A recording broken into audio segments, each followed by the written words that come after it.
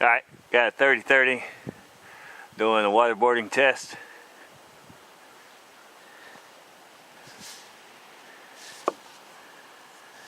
What kind of bullets are these?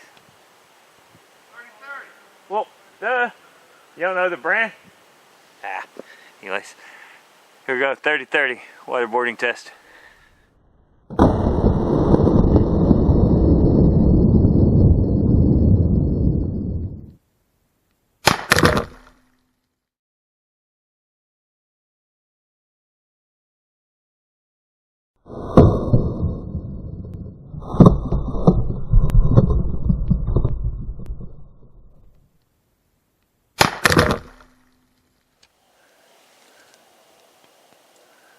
So there we go. Alright, we got entrance going in.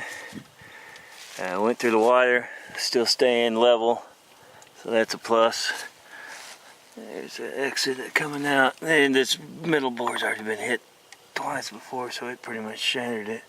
Still went through, hit right there, and bounced up off the ground.